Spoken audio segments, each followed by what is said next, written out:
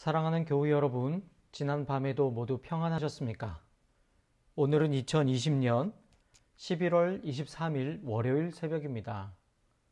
오늘 새벽 기도회를 다 같이 사도신경으로 신앙 고백을 하면서 시작하겠습니다.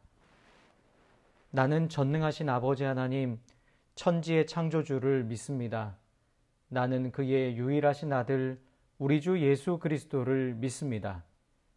그는 성령으로 잉태되어 동정녀 마리아에게서 나시고 본디오 빌라도에게 고난을 받아 십자가에 못 박혀 죽으시고 장사된 지 사흘 만에 죽은 자 가운데서 다시 살아나셨으며 하늘에 오르시어 전능하신 아버지 하나님 우편에 앉아 계시다가 거기로부터 살아있는 자와 죽은 자를 심판하러 오십니다.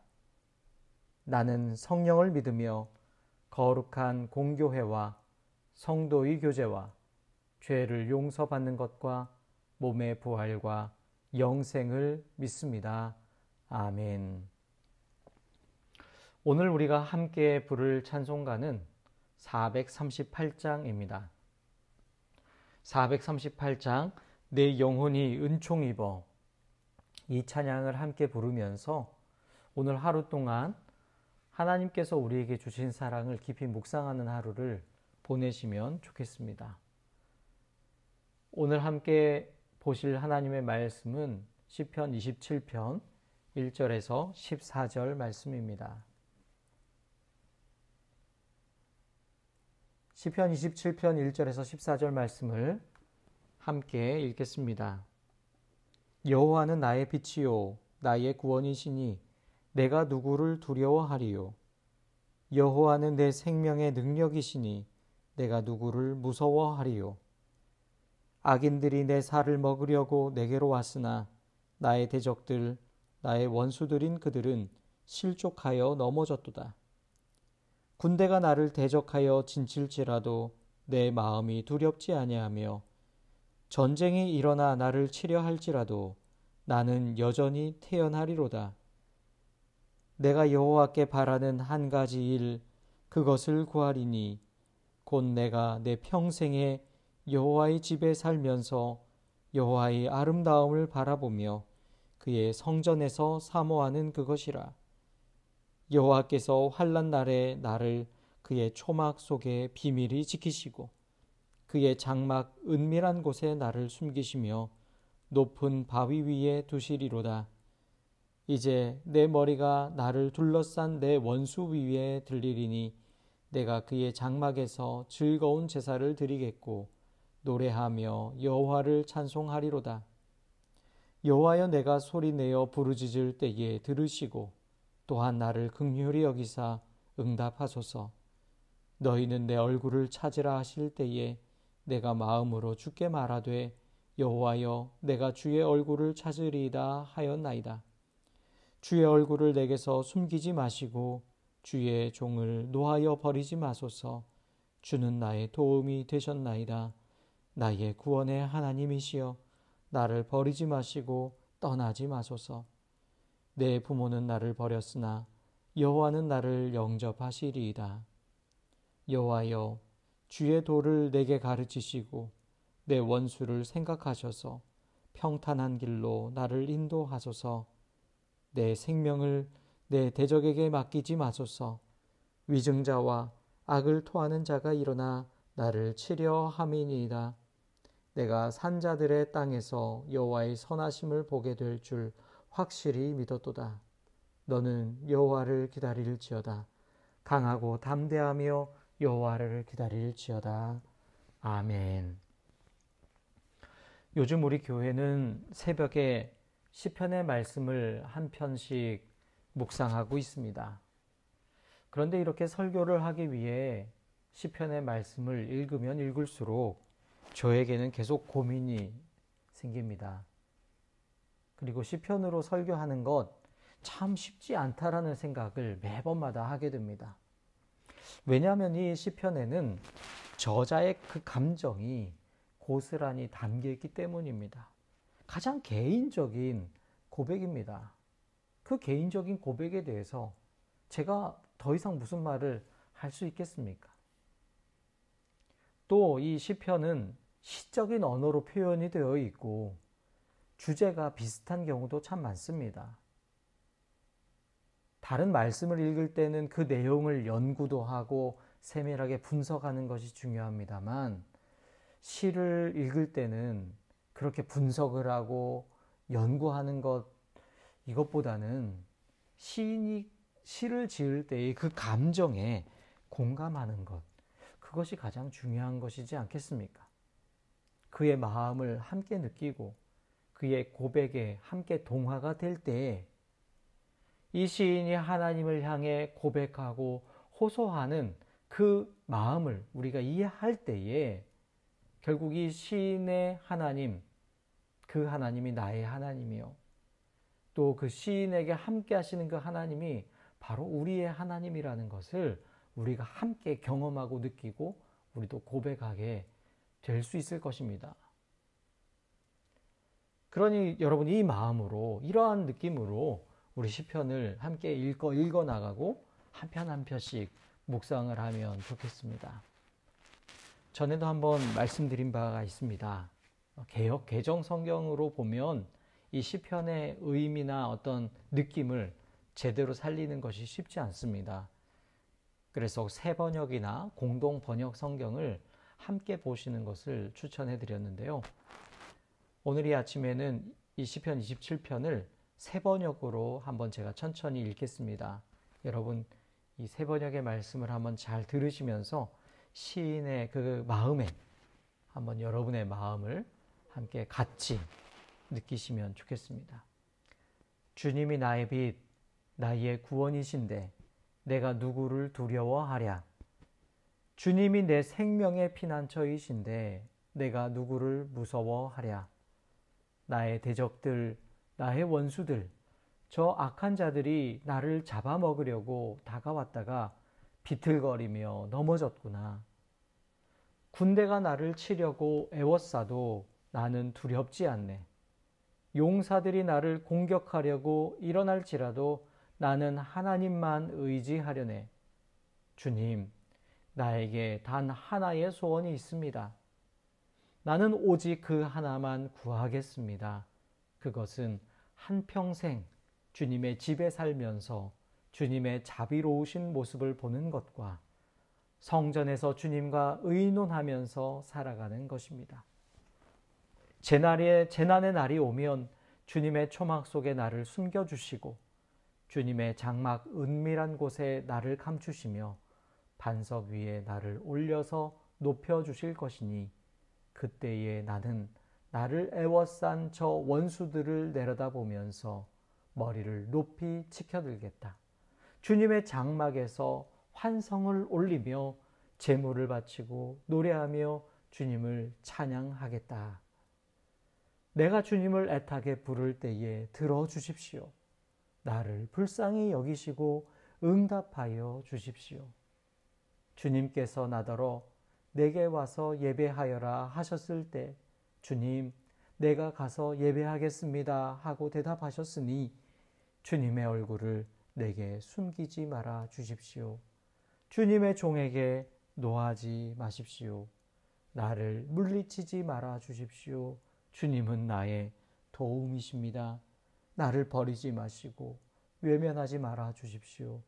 주님은 나를 구원하신 하나님이십니다. 나의 아버지와 나의 어머니는 나를 버려도 주님은 나를 돌보아 주십니다. 주님의 길을 나에게 가르쳐 주십시오. 내 원수들이 엿보고 있으니 나를 안전한 길로 인도하여 주십시오. 그들이 거짓으로 증언하며 폭력을 휘둘러서 나에게 대항해 오니 내 목숨을 내 원수의 뜻에 내맡기지 마십시오. 이 세상에 머무는 내 한 생애에 내가 주님의 은덕을 입을 것을 나는 확실히 믿는다. 너는 주님을 기다려라. 강하고 담대하게 주님을 기다려라. 아멘. 지금 시인은 곤경에 처해 있습니다. 그의 대적들이 그를 둘러싸고 그를 공격하려 합니다. 그렇게 어려운, 그렇게 그렇게 절망적인 그 순간에 그는 확신에 찬 말로 노래합니다. 아무리 강한 대적이 자신을 에워싸고 해치려 하지만 두려워하지 않겠다. 나는 무서워하지 않는다. 그렇게 고백을 합니다. 여러분, 어떻게 이 시인이 이렇게 고백할 수 있겠습니까? 그 이유는 바로 하나님이 나의 구원, 나의 빛, 나의 피난처이시기 때문인 것이죠. 여러분 아시다시피 이 시를 지은 사람은 다윗입니다. 다윗은 수많은 어려움을 경험한 사람입니다. 블레셋과의 싸움만이 아닙니다. 그의 장인인 사울 왕이 그를 죽이려고 계속 쫓아왔습니다. 그의 아들들이 반역을 일으켜 아버지인 자신을 죽이려고 하였습니다. 그러한 수많은 위기 속에서, 죽음의 위협 속에서 그가 하는 고백이 원수들이 나를 치려할지라도 나는 오히려 태연하다는 고백입니다. 여러분 참 대단하지 않습니까? 여러분이 다윗은 하나님을 나의 빛, 나의 구원, 나의 피난처라고 고백을 합니다. 그렇게 고백하고 그렇게 믿음으로 인하여서 그 모든 어려움에서도 이겨낼 수 있었던 것입니다. 그렇다면 여러분은 어떻습니까? 하나님은 여러분에게 어떤 분이십니까? 여러분은 하나님을 어떤 하나님이라고 고백하실 수 있겠습니까? 여러분의 고백을 다윗처럼 함께 한번 드릴 수 있으면 좋겠습니다. 오늘 하루 동안 하나님이 나에게 어떤 분이신지 생각하면서 다윗처럼 하나님께 고백을 올려드리는 시간을 가지시면 좋겠습니다. 또한 오늘 본문 4절에 보면 그에게 한 가지 소원이 있음을 고백합니다. 그것은 바로 한평생 주님의 집에 살면서 주님의 그 자비로우신 모습을 보면서 주님과 의논하며 사는 것이라고 말합니다. 간단하게 표현하면 주님과 함께 동행하는 삶입니다. 여러분, 이 표현은 너무나 우리가 자주 표현하는 것이기도 하고 아주 단순한 표현이기도 하지만 여러분 보십시오. 얼마나 아름다운 고백입니까? 이보다 더 귀한 삶의 고백이 있겠습니까? 하나님과 동행하는 삶보다 더 귀하고 복된 삶이 과연 어디에 있겠습니까? 앞에서 오늘 하루 동안 438장 찬송을 함께 묵상하자고 했습니다. 이 438장의 후렴 찬송이 이렇습니다. 할렐루야 찬양하세 내 모든 죄 사함받고 주 예수와 동행하니 그 어디나 하늘나라. 그렇습니다. 하늘나라는 다른 곳이 아닙니다. 저 멀리 떨어져 있는 곳, 우리가 죽어서 가게 될 그런 곳이 아닙니다. 우리 구주 예수님과 동행하는 바로 그곳, 어떠한 어려움이 있더라도 어떠한 환난이 오더라도 그곳에서 우리가 주님과 동행하고 있다면 그곳이 바로 하나님의 나라인 것입니다. 여러분 이 사실을 꼭 기억하십시오.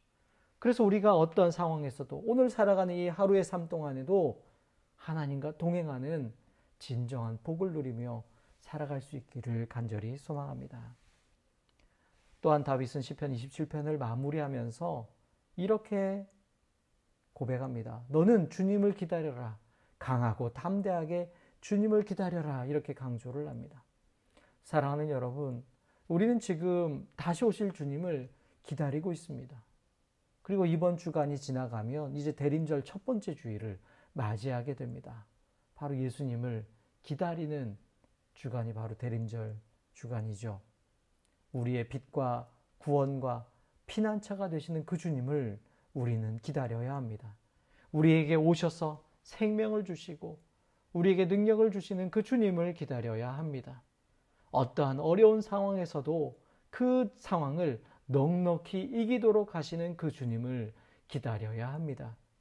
주님을 찾고 주님을 사모하고 기다리는 자에게 주님은 찾아오셔서 만나 주신다고 약속해 주셨습니다.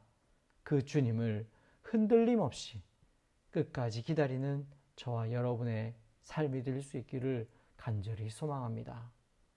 사랑하는 여러분, 오늘 하루를 살아가는 동안 그리고 이번 한 주간 동안 특별히 코로나로 인해서 두려움과 공포가 더욱 커지고 있는 이때에 하나님과 동행하는 삶, 우리 주님을 끝까지 기다리는 삶을 살아가는 참으로 복된 순천중앙의 교우들 되시기를 간절히 기도드립니다.